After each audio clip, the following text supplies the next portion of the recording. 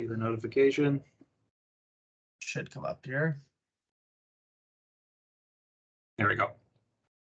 Okay, hi everyone. Thanks again for joining us for the final session today of the Entrepreneurship Workshop with Nipissing First Nation. So today's will be a relatively informal presentation. We're kind of just going to go over some different funding resources and opportunities that might be available to your businesses. A lot of funding opportunities are, potentially industry specific or based on, how long in business that you've been or what kind of area you're targeting or things that you might, identify as in terms of Indigenous status or non-Indigenous status, things of that nature. But we're kind of just going to go over a bit of the different opportunities that could be of interest. I do think it might be worth just starting with Economic Partners' information. Zach, if you'd like to share that for us to start. Absolutely. So can everyone see my screen here? Yes. Okay, I'll pull up the Ec Partners slide. So I got a little bit of a script here because unfortunately Neil couldn't join us today. So I told him that I would take the group briefly through his slides. So Zack is on the board for Economic Partners, by the way. So yes, exactly. I just recently joined the board about 3 months ago. So yeah, it's great learning more about the organization. So Economic Partners Sudbury East West Nipissing is a community futures organization. They're a community-based nonprofit organization that's dedicated to entrepreneurship and regional economic development. They primarily serve Nipissing First Nation, Doki's First Nation, St. Charles, the French River, Marks Day Warren, and the municipality of West Nipissing. So they do have a fairly large catchment area. The corporation's mission is to maintain and enhance the quality of life by recognizing, creating, and developing opportunities for partnership, growth, diversification, sustainable development, and employment. It is composed of a voluntary board of directors, which Vince mentioned that I'm a part of, with 15 members varying with different professional backgrounds, and all members reside in the community or the geographical boundaries of the catchment area. Economic Partners has provided over $40 million in loans since they incorporated in 1999, with $3 million in cash currently available to help local entrepreneurs. They offer term loans up to $250,000, business counseling, and business development services. They also offer a program called the Business Plan and Development Initiative. This initiative is designed to lend entrepreneurs up to $5,000 for a comprehensive business plan. This can be a great resource for members who are working on larger funding applications through organizations such as NOHFC and Wabatech. Neil and his team are a fantastic resource for any member looking to expand or start their business. I highly recommend getting in touch with Economic Partners Sudbury East West Nipissing. They're extremely knowledgeable with programs available in the area and will help you find the funding you are seeking. So that was just a quick little run through. I did include Neil's contact information here. So if you'd like to learn more about his programs, you can contact myself or Neil. And that's about it. Do you think I should hop into the small business loan for Nipissing? That I know a little bit better. Oh yeah, if you'd like to. Sure. Actually, yeah, I can just hop right into that as well. I have them both ready to go. But yeah, that one kind of got put on me a little last minute, so. That's okay. Thanks for sharing that. No problem. All right, so Nipissing First Nation also does have a small business loan program. It's designed to financially assist Nipissing First Nation members who are looking to start or expand a small business. The purpose of the program is to provide members with a source of financing that has greater flexibility in regards to repayment schedules and security when compared to other lending institutions. So the current maximum that we offer is $15,000. I am looking to have that increase because, as we know, the cost of everything has really gone up over the past few years. So I'm looking to increase that to at least $20,000, and I should have more information about that in the coming months. So eligibility requirements: you must be a registered member of Nipissing First Nation. You must have no outstanding arrears on debts with Nipissing First Nation. You must demonstrate an equity investment in the business and demonstrate the ability to repay the loan funds.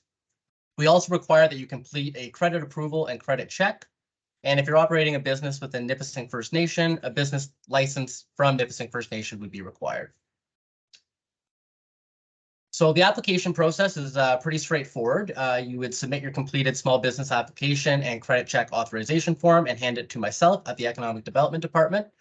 All applications are reviewed by the Business Licensing Committee, and then they provide a formal recommendation to Chief and Council whether to approve or deny the loan. And then I get in touch with the applicant to tell them of the success or of their application, and we work on signing a loan agreement and figuring out the terms of the loan.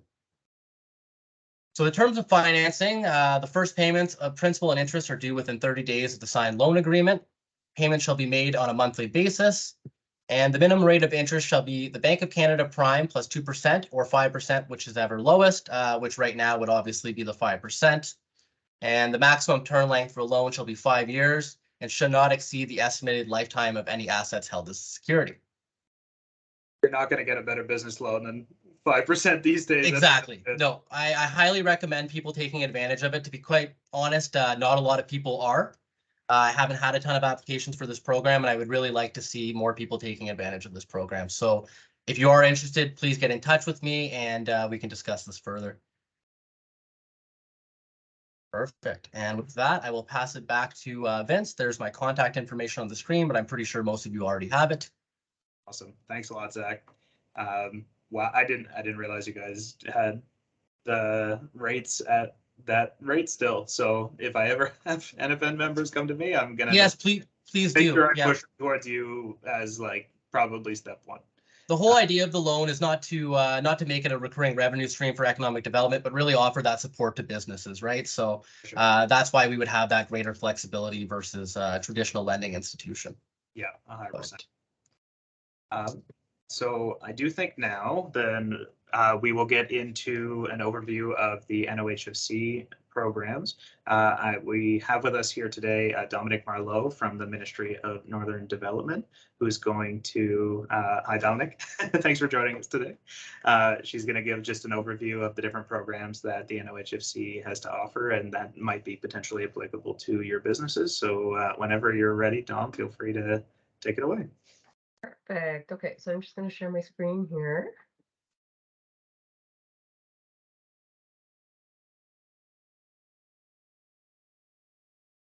Still loading on my end. Give it a second.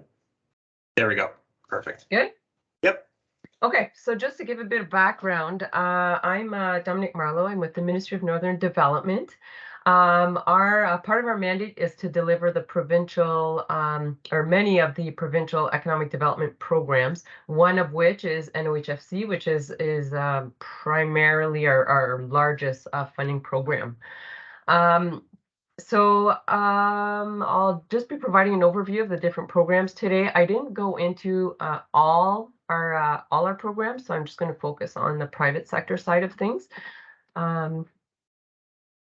So the NOHFC has 4 main programs targeting businesses, communities, not-for-profits, and First Nations in Northern Ontario. It is a northern program.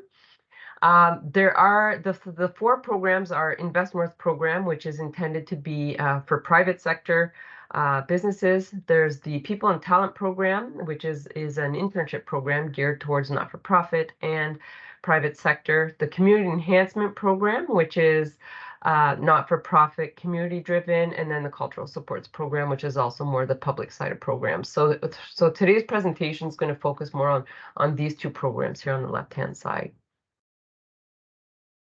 So who we serve, so as I mentioned, Northern Ontario Heritage Fund, so NOHFC is a Northern Ontario program. So the north is defined as all areas north of the district of Parry Sound and Nipissing. So the boundary lines are kind of that Parry Sound to the west, and then Novar, so just south of Armour Township, Burkes Falls, just north of Huntsville would be kind of the southeast, and then Papineau Cameron, so Mattawa towards the east.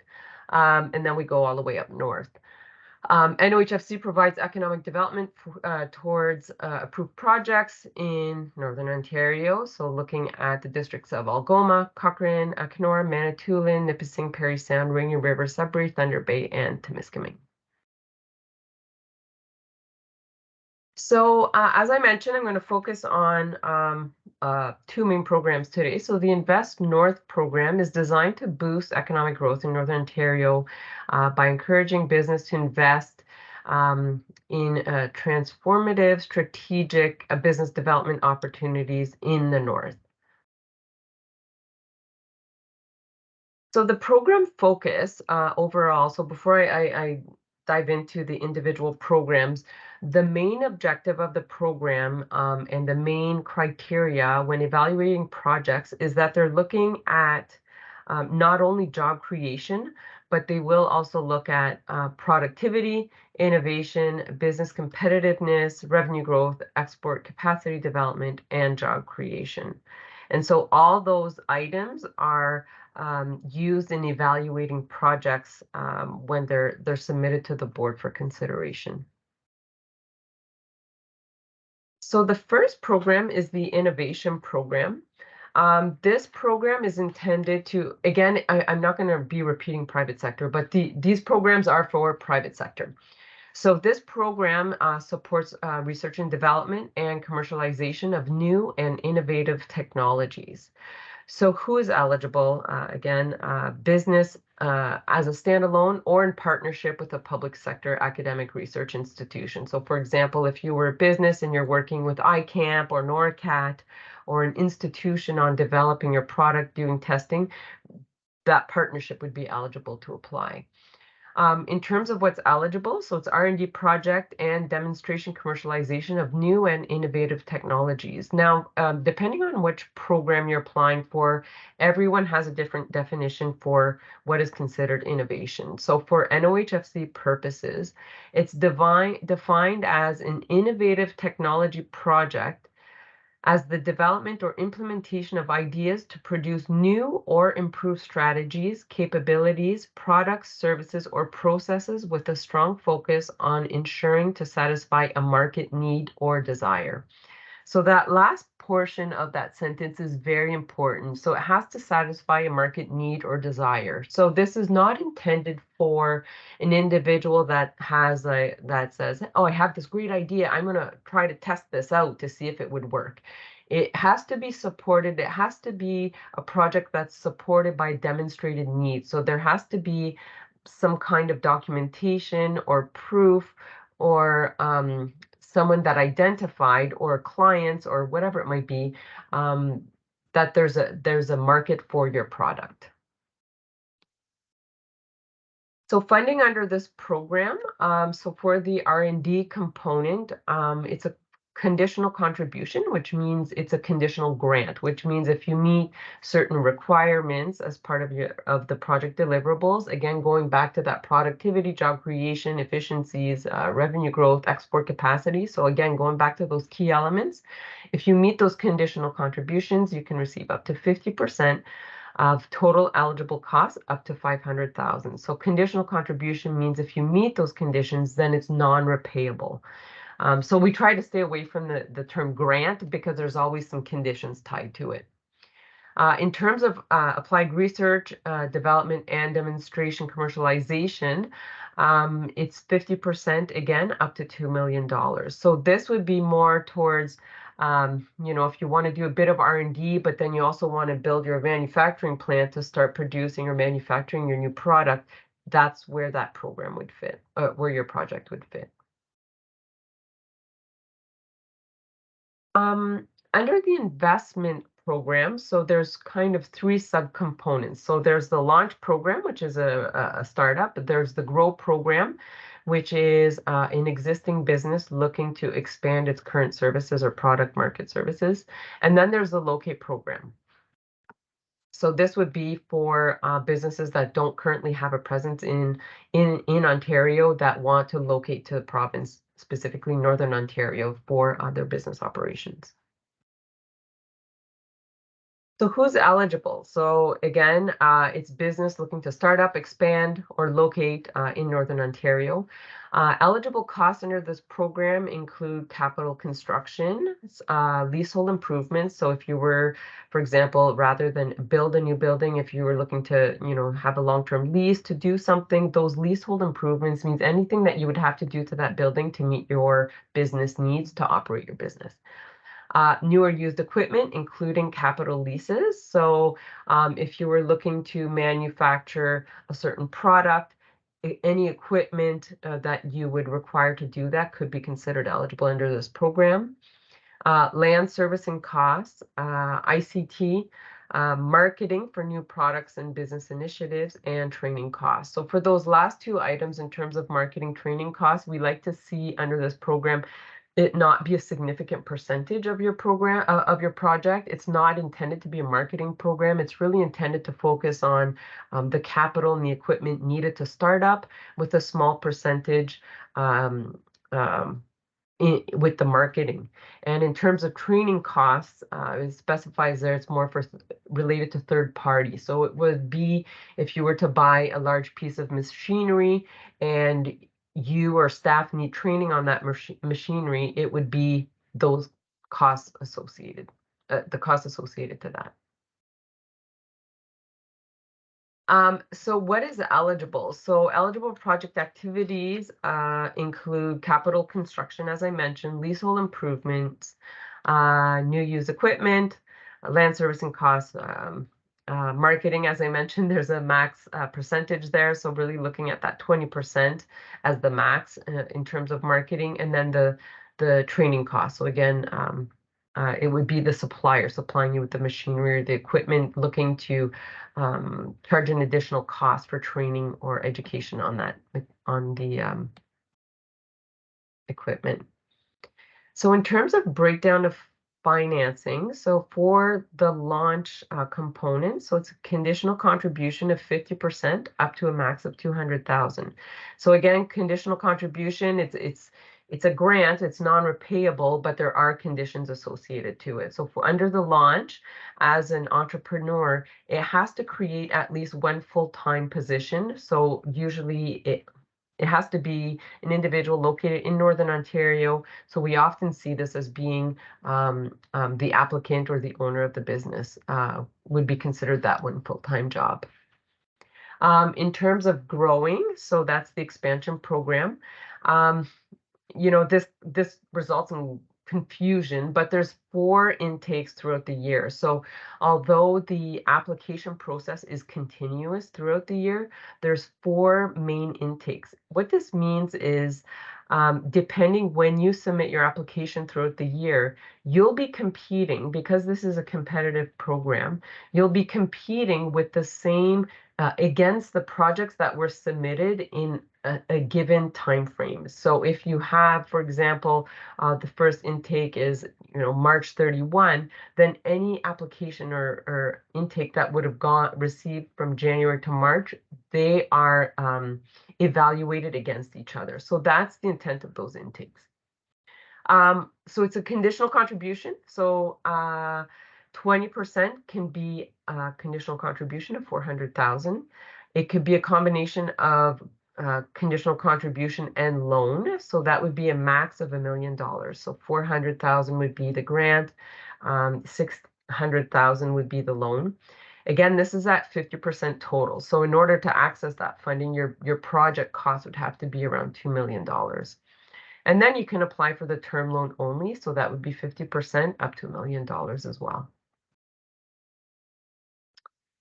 Under the Locate program, we often see, again, as I mentioned earlier, this is really intended for businesses that don't currently have a presence in Northern Ontario or Ontario and looking to establish themselves in the North. Under this program, it often defaults to the same criteria as the GROW program, but there is some flexibility in terms of the amount. So it is term loan, grant, but under this program, it's up to a max of 5 million. So there's that increased amount for under this program. So it can't be a Southern Ontario business opening a second location in Northern Ontario. It has to be side? Not under this program, Vince. So if that were the case, they would fall under the GROW program. So Okay. it would be the GROW criteria. This program, as it's really specific to attracting new business to Ontario, so they can't have a presence in Ontario. And it could be international though? Like, could it be someone outside of Canada entirely? That's right. Yep. Okay, cool. Yeah. So we see this program used as a tool when we have our trade investment marketing staff going to trade shows such as PDAC, to attract investment to the North. So this is usually the program that they use because it can be more favorable. And when you're looking at, international businesses establishing, often the costs are much higher. So that's why there's some flexibility with this program. The next program I'm just going to take a pause there. I'm going to answer any questions before I jump into our next program. And I can't see when I'm sharing my screen. I can't see if anyone's raising their hand. So Vince, maybe. If there are any questions, feel free to unmute and ask them directly, or if you want to just throw them in the chat as well, I can relay them to Dom. Give it a second here if anyone's typing.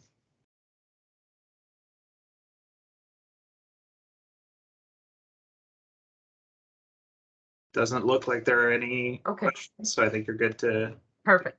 Okay, so I'm going to move on now to the People and Talent Program. This was formerly known as our internship program. The program's intended to attract, retain, and develop Northern Ontario's workforce. So there's two funding streams under this program. So we have the Indigenous Workforce Development Program and we have the Workforce Development Program. These are very similar programs. They're just different streams in the sense that they have a different funding structure.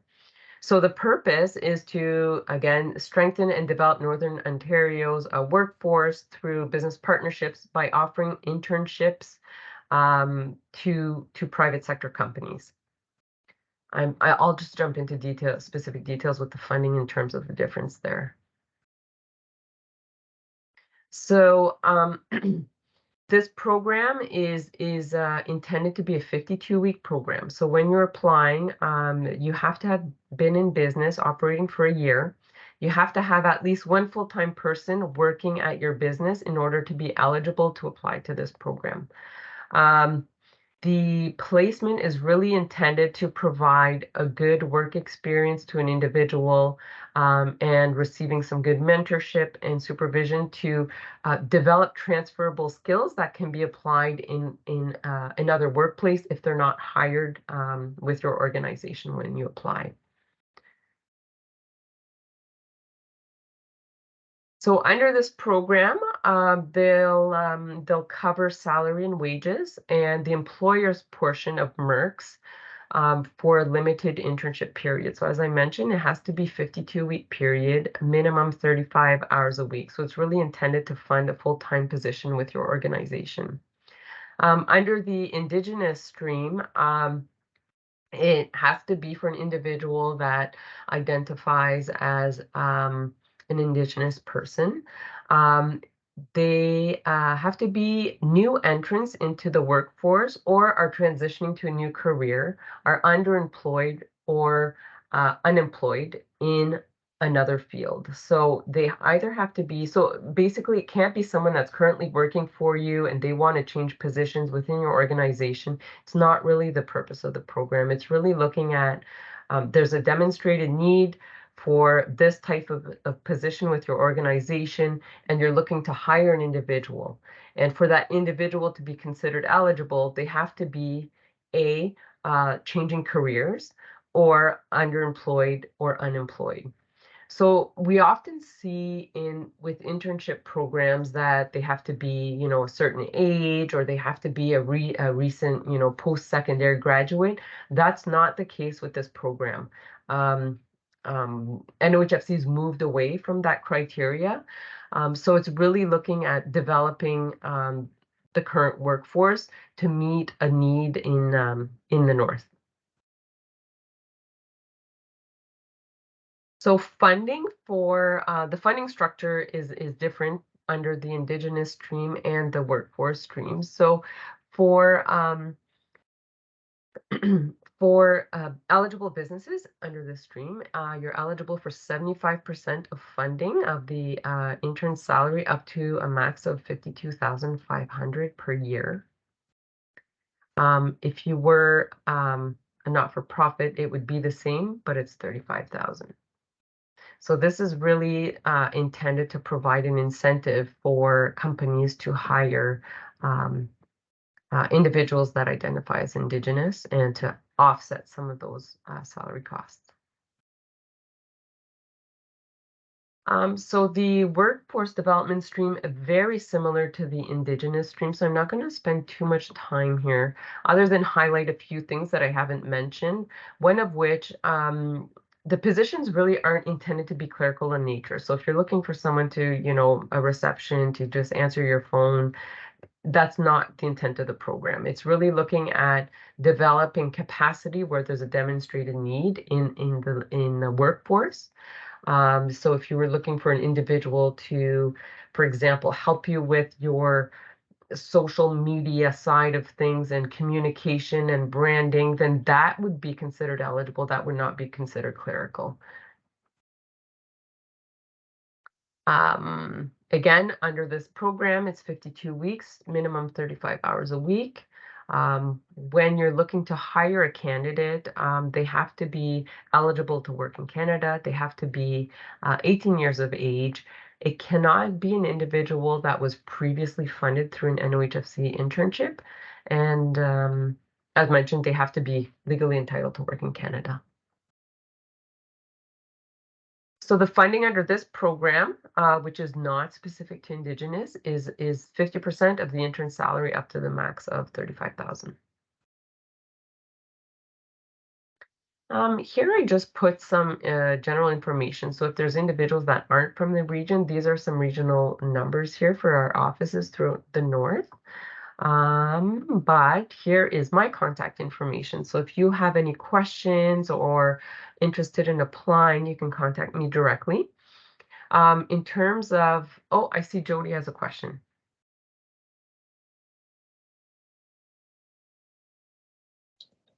Sorry, I was just unmuting there. Thanks, Dominic. That was great. I have a unique question for you. We recently were trying to hire an office manager from Nipissing First Nation, but we didn't get any applications. We were able to find a candidate out of Rama First Nation. I know that you have a cutoff there with your map.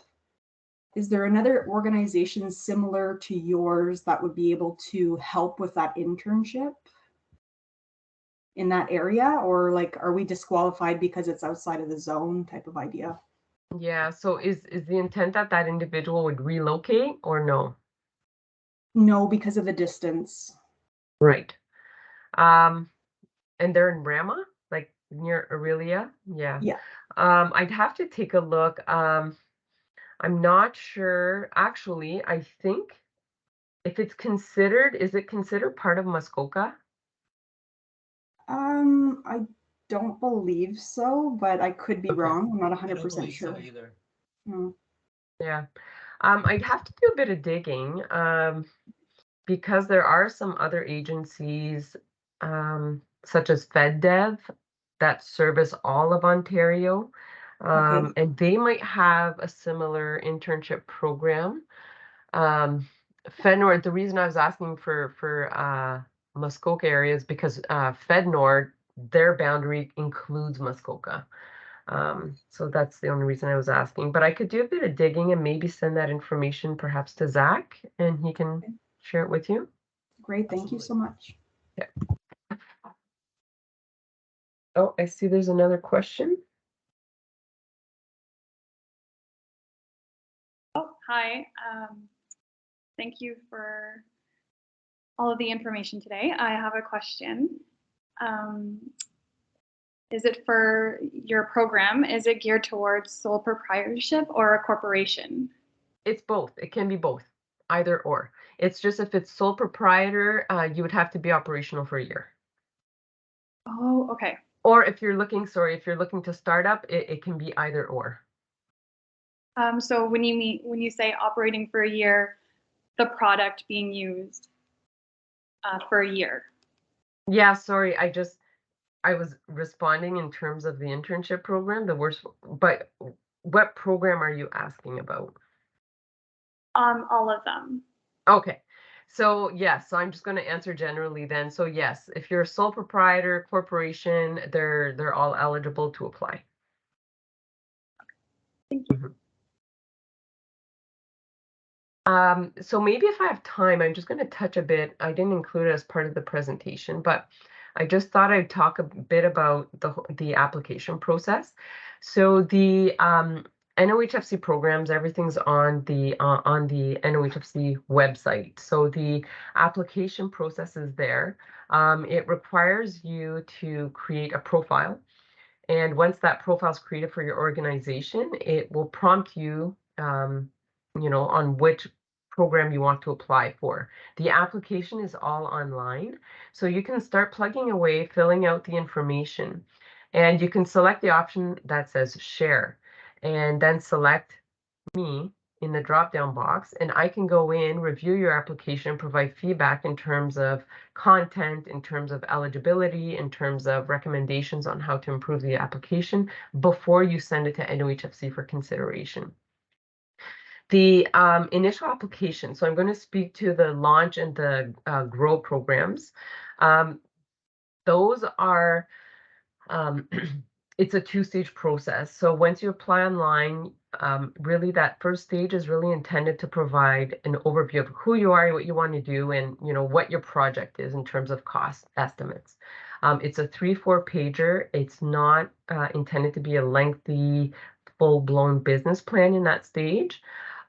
It goes to NOHFC. NOHFC will determine whether or not it fits their program criteria as per that initial that slide of job creation, Northern Ontario, productivity, export, revenue generation. So to look at, does it fit within that those perimeters?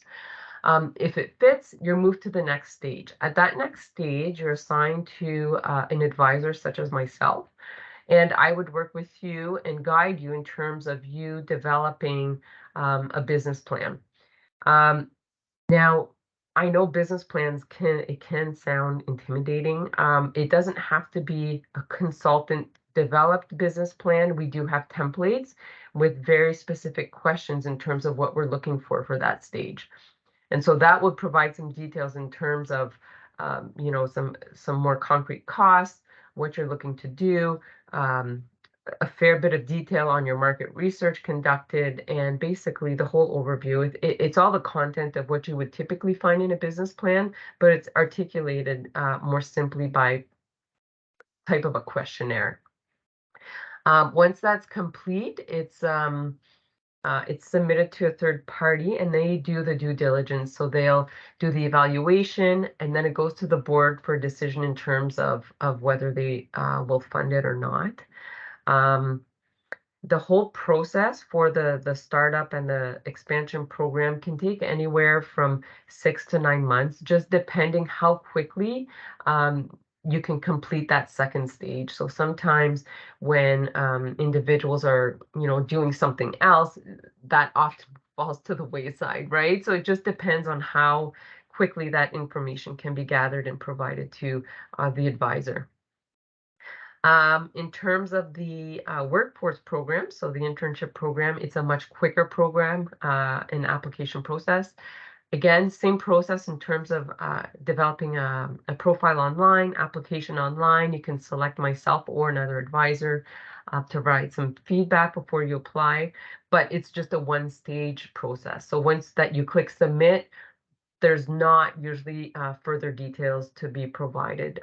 It would go through evaluation and then to the board for consideration.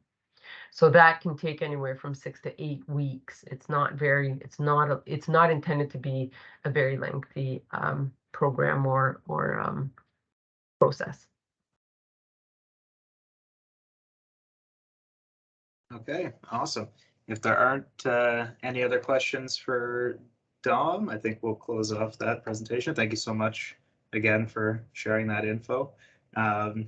it's always good to just have an idea of all the different things that might be available with the NOHFC, because they always do have a lot of different streams. But it is worth it to, actually reach out to your local advisor or representative and ask questions directly as well too, because every situation obviously is very specific, and there might be a better fit than what you find on the website that you think is a fit for you. So I'm now just going to actually share my screen and go over just a few other potential funding opportunities relatively quickly. If there are any questions while I'm sharing, because I know it's kind of hard to see if people raise their hand, feel free to just unmute yourself and cut me off. That's perfectly fine. I'll keep an eye on the chat as well for you, Vince. Okay, awesome. Thank you. Let me just pull up.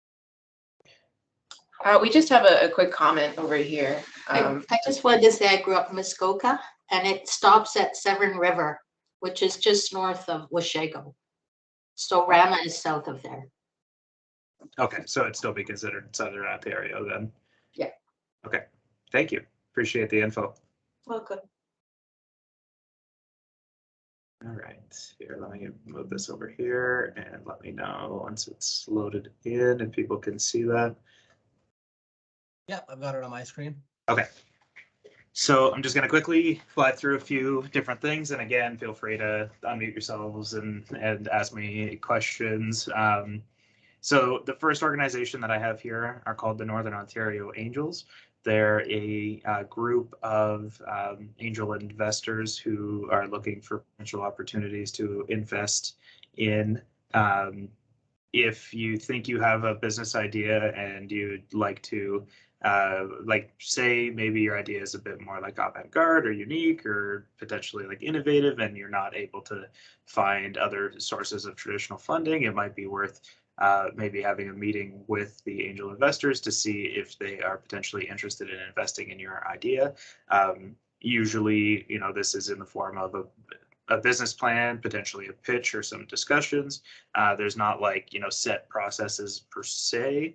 They have some weeding out processes that they have for initial connections, and then after that there's some kind of free form discussions as to if you're potentially exchanging equity for capital, things of that nature. So if you do think that's something you'd like to do, or also maybe in the future, say you're at a growth step where you need more capital and you're kind of plateauing and you do think that maybe selling off a bit of equity might be the right step, it might be worth reaching out to this organization. The next program here is not actually a grant program per se. It's almost like an in-kind service that you can get through the provincial government. So there's an organization called Digital Main Street, and they have a program called the Shop Here program. And basically what that is they the provincial government through this organization can match you with a web designer for free. And then you can actually get a business started up on Square or Shopify, and they'll cover your first 3 months of your web fees. And then if once it's live, seems to be working, potentially making you some sales or getting you some business, then you can choose to take on the cost. But if you think the website isn't working for you, then you can also just choose to not renew the fees and let it kind of die out or maybe try a different avenue of some kind. It's a very easy application, super straightforward. So this might be worth looking into. If your business, however, has a physical commercial space of some kind, so some kind of brick and mortar presence, they have another program that's actually a grant. It's a pretty straightforward grant to get in comparison to almost any other grant that I've ever seen in my 5 years working here. It basically just requires you making an account and completing this digital online presence assessment. And if everything looks good and the costs that you've listed on are eligible, they'll give you a grant of $2,500 that you can use towards any form of cost that will help improve your online presence. So a portion of that grant, I think it's $1,000 or maybe $1,500, can be used on hardware expenses. So maybe it's an inventory system or a POS system or something like that, or even a laptop or anything. But then the rest of it has to be used as either a service, like a professional service, or a like digital software type cost that's going to benefit you in some way. So next here is an organization called ION. So they're one of 13 regional innovation centers in our area. Because there's only 13 for all of Ontario, their encatchment areas are like quite large. But basically they're an organization that has some different funding opportunities that can be used to help specific like innovative businesses. And like Dom said, there are many different definitions of what innovative means. So it might be worth, like, if you think you have a bit innovative idea, reaching out to them to see if one of their programs potentially fits. The thing with them is a lot of their programs require that your business is incorporated. So it does have to be incorporated, as in creating a separate legal entity from yourself. But as we discussed in the last presentation, a corporation, because it's its own separate legal entity, cannot be of Indigenous status. Only individuals can be of Indigenous status. So I would only look into this after you've done a cost benefit analysis if staying a sole proprietorship for the tax saving perspective or incorporating is more beneficial based on your own circumstances. But basically, a lot of their programs can help getting equipment or software procedures or things that can help your productivity or prototyping process or your patenting process, or kind of just seeing if your idea can potentially be commercialized or viable. And then I don't think there would be an issue with this if you were able to use some of their funding and created a innovative process or product or service through their assistance. You would probably be able to also then maybe try to apply for the innovation stream of the NOHFC as well, because now you have a bit more research on the fact that your process can now be commercialized in some way. Next here is Futurepreneur. So this is basically loan funding or another loan funding opportunity that might be available to you. They also provide some like mentorship, kind of like smart money in a way. They have an Indigenous entrepreneurship startup program as well, specifically through them. They are for like youth in business, and they consider anything 39 and under as youth. So at least a 50% controlling stake at the business does have to have an owner who is under 39 years old. Their financing grades are very similar to that of like a traditional bank and the BDC, and they also have like credit checks and things like that as well. So there is definitely a lot of the traditional financing aspect through them, but then they do have that additional mentorship aspect as well. And Futurepreneur also has a program. They're, I think, the only ones that have a program that specifically targets side hustles. So businesses that are not your full focus, but something that you just do on the side, potentially while working another full-time job of some kind. A lot of other grant or loan opportunities like to see that the business is a full-time business of some kind, or is your sole focus. But if you were looking for potential financing for something that isn't going to be your sole focus, it might be worth potentially looking at this if you do require some financing. And also, because it's Futurepreneur, you do have to also be 39, or at least one owner has to be 39 or younger, or between 18. You can't be under 18. Next here is an organization called Parry. Looks like we had a question from Dominique. Sorry to interrupt this. For sure, Dom. Vince, is it, do you know if retail sector is eligible under that program? The side hustle? Yes. It could be. I feel like retail would be tough to justify it on a part-time basis. Because like retail usually implies, like if it was like an e-commerce thing, like retail, but digitally, I don't think that would be an issue, because a lot of people, they do sewing and crafts and jewelry and whatever on the side, and then they just sell it as like a supplemental source of income.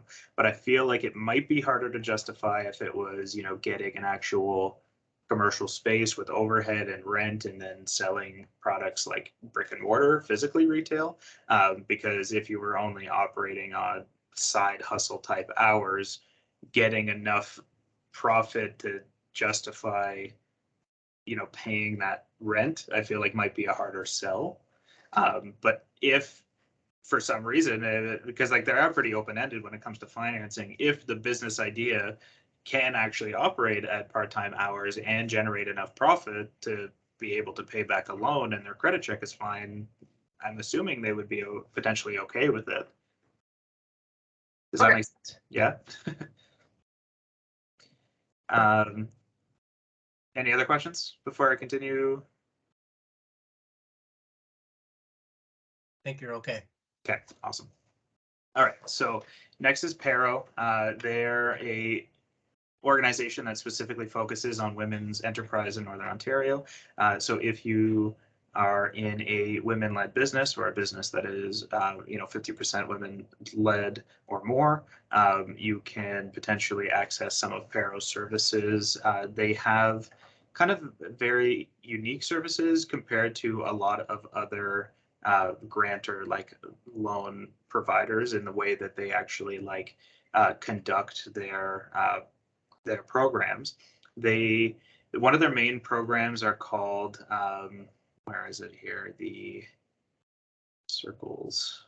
I don't know if I could find it, but basically they have like these organization or these like social circles where you meet with other women-led entrepreneurs or women-led businesses, and you kind of do like group mentorship in a way and kind of share, your successes and your struggles and things like that. And then the organization, Paro, will actually be able to provide these micro loans and grants to your organizations as well. They're one of the few organizations that's actually open to like half grant, half loans that are as small in nature as Paro is able to do. Like I've seen even as low as like $1,000 where 500 is a grant and then 500 is repayable. So for people who just need a little bit to get them over a certain like hump, or they know that their overhead is like relatively low, they might be able to access Paro for the funding and also the mentorship and the knowledge and the support that comes from their organization. So there's another organization here called Rise. They are a loan provider as well as a mentorship and guidance provider specifically to individuals who self-identify with having had mental health or addiction struggles in the past and are looking to kind of get into entrepreneurship to like get themselves back on their feet. So it's a very unique social aspect in terms of their resources. But I actually have some clients who have had some pretty good success doing funding and mentorship through their program. So if this is something that you could benefit from or know of anyone who could benefit from, it might be worth potentially sending them their way.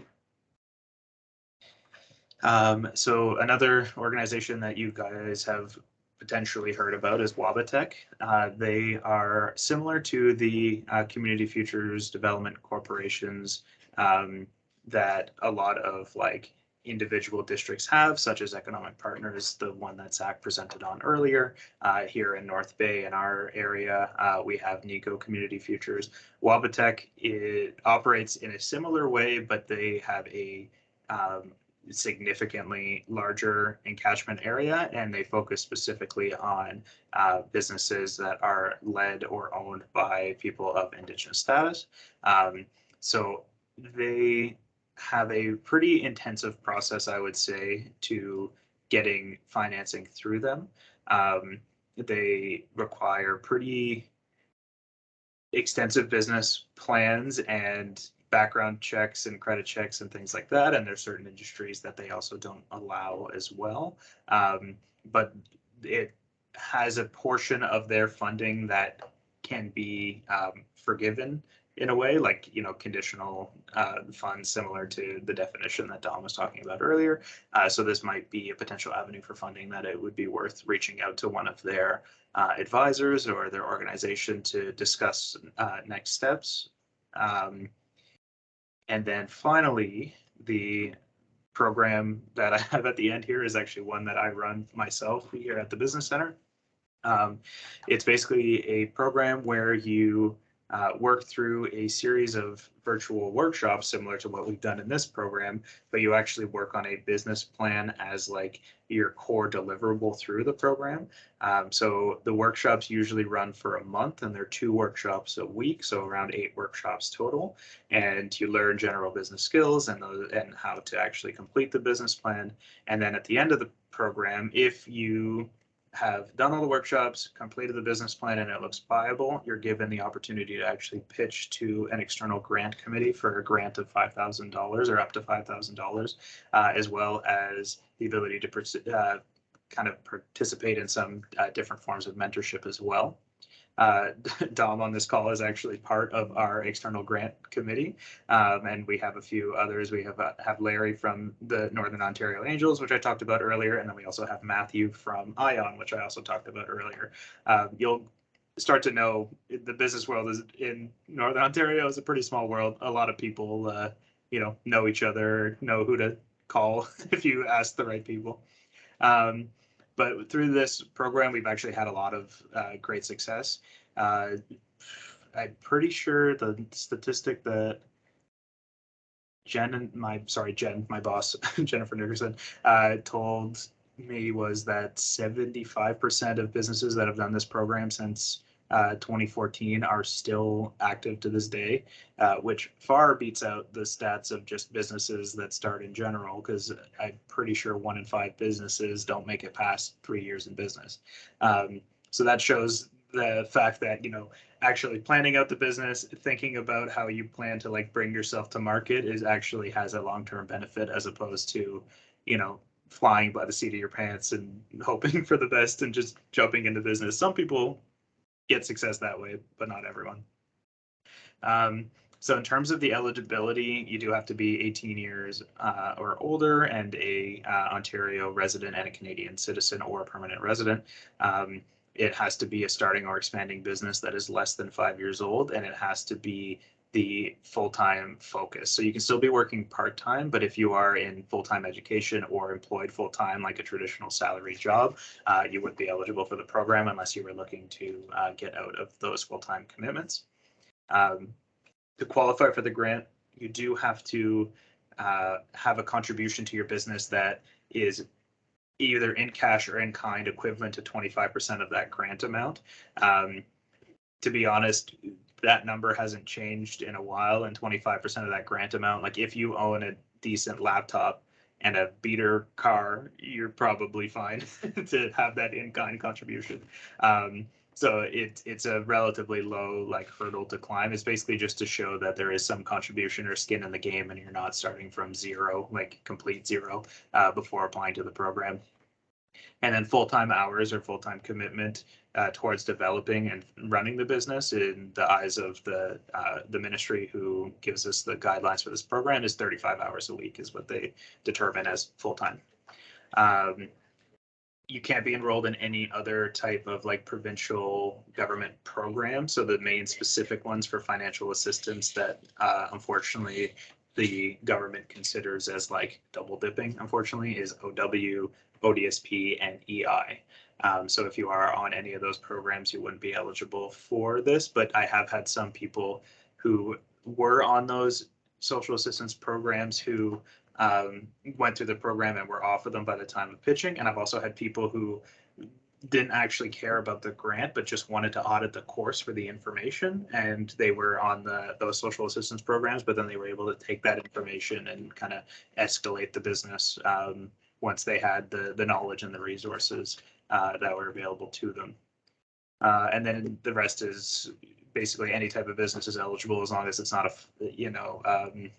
a franchise, a multi-level marketing type business, because we all know what those kind of businesses tend to be like. It can't be single event type businesses. It can't be affiliate marketing or pay-per-click type marketing, things like that.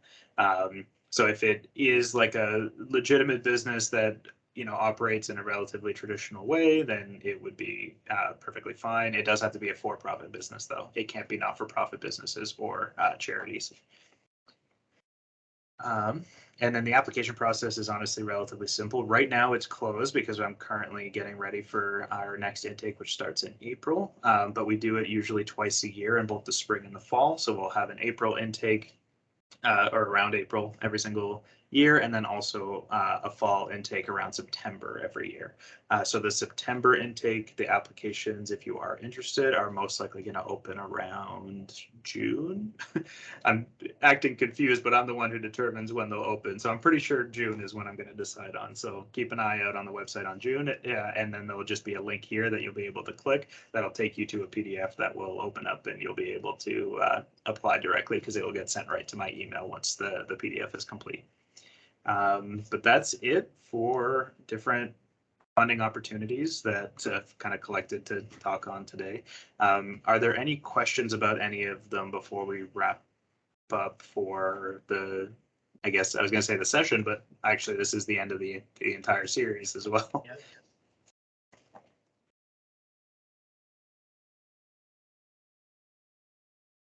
I'll just keep an eye on the chat here, but it looks like that's it. So, I mean, to say a few words, thank you very much for having me and allowing, Zach and I on a whim decided to just do this workshop series again. So I hope it's provided some value to people. And also if anyone is watching the recordings at a later date and wants to reach out to either Zack or I about any of the content that we've discussed in these 6 workshops, definitely make sure to, don't be a stranger, don't hesitate to reach out. And thank you everyone again for taking the time out of your day to join us. And Zack, if you have anything you'd like to say. Well, I just wanted to say McWitch, Vince, and Dom for taking the time out of their schedules to go through this presentation with us today, and every other presenter that we had. I am going to be providing a feedback quality survey, so if you guys could all complete that, you'll be eligible for a $50 gas gift card from Arrowhead Gas Bar for your participation. And I also have a document that I like to share with our member entrepreneurs that highlights a lot of the programs that Vince and Dom have touched on. So I'll be sure to share that with everyone. It's got clickable links, and the only one that I think that wasn't included in there was the one that was specific to women entrepreneurs. Oh, Parry? Parry, yes, Parry, thank you. So maybe I'll get that information and include that as well. But yeah, thank you everyone for your participation. Awesome. I just wanted to say thank you. I wanted to let Dominique know that we are the women emailing you this morning about the apprenticeship. So you have a face to your name now. Yeah. Thanks, guys. It's really been helpful. Very appreciative. Good to hear that. Okay. Have a great rest of your day, everyone. And it was nice to see you all. And we'll be in touch. Good Bye. job, everyone. Thank you. Bye, Mappy. Bye. Thank you.